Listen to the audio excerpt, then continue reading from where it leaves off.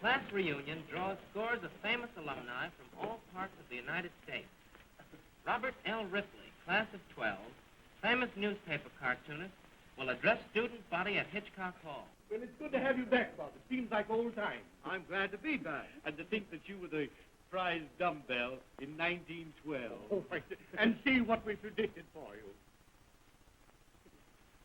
I guess I did spend too much time drawing pictures.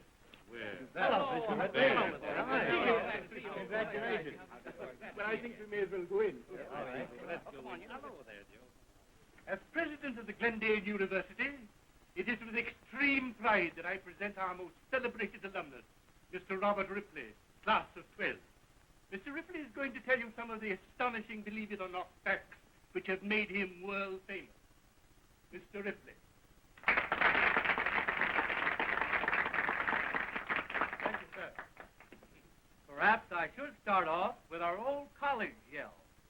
But that reminds me of the strangest college yell in the world, that of the University of Siam. I'll write it for you.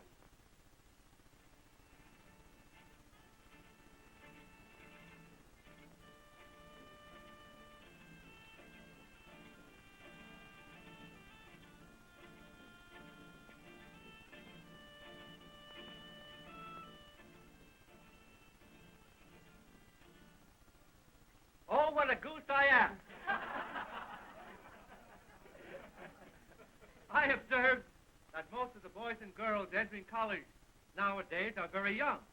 There are many prodigies among you, but scarcely any to compare with the brilliance of John Trumbull, our illustrious American poet who passed the entrance examination and was admitted to Yale University at the age of 7.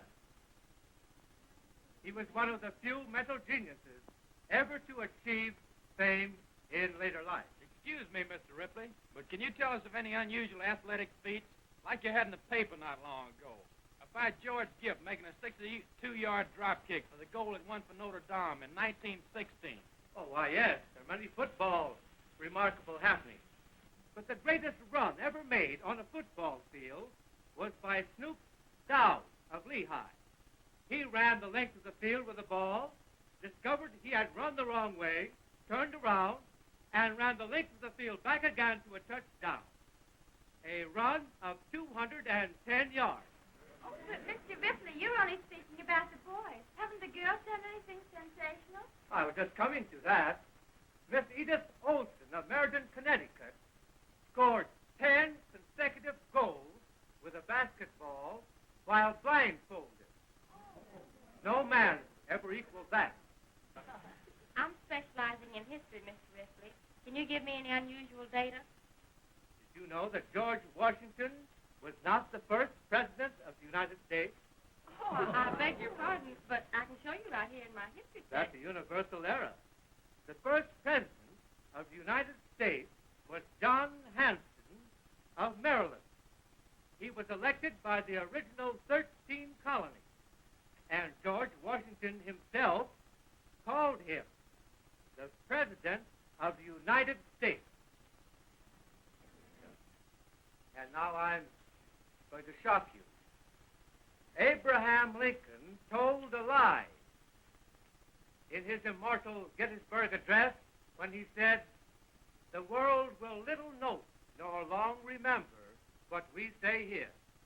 That speech is known in every land and every language, and his words will live forever.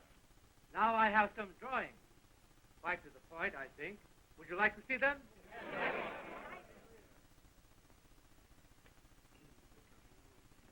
Now this drawing is the famous death march. The Tsar Paul I, by reviewing his troops before the Kremlin in Moscow, became displeased and ordered them to march to Siberia. And they did. That was the last ever heard of them. Now, this other drawing may interest you who have studied Virgil, the famous Roman poet. You may be amazed to know that Virgil spent $100,000 for the burial of his pet fly. He did that to show his contempt for money. What do you know about that?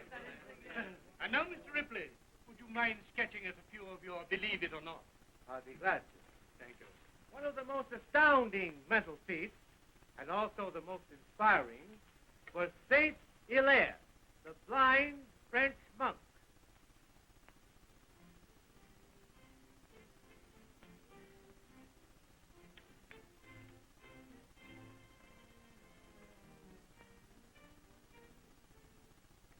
Saint Hilaire was blind and never saw the sea, yet he invented most all the laws of navigation used today. Another astounding Oriental scholar was Sun Chin.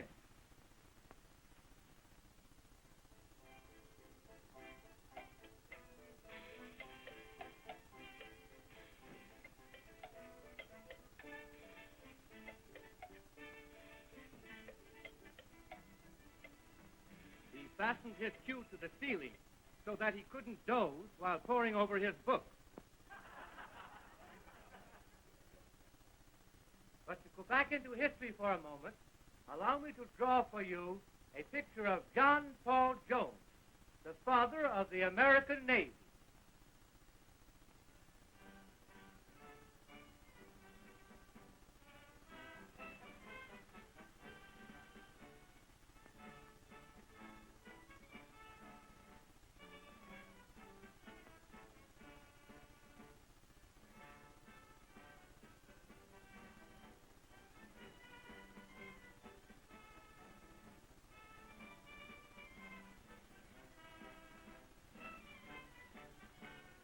John Paul Jones was not an American. He never commanded an American ship, and his name was not Jones. His name was John Paul. He was a Scotchman, and the only fleet he ever commanded was a fleet of French vessels flying the American flag. Now, before I leave, I would like to show you one of the strangest pranks of nature. Harold McConaughey, Jr. of Scranton, Pennsylvania, was born with clock eyes, bearing the Roman numerals from 1 to 12 like the face of a clock.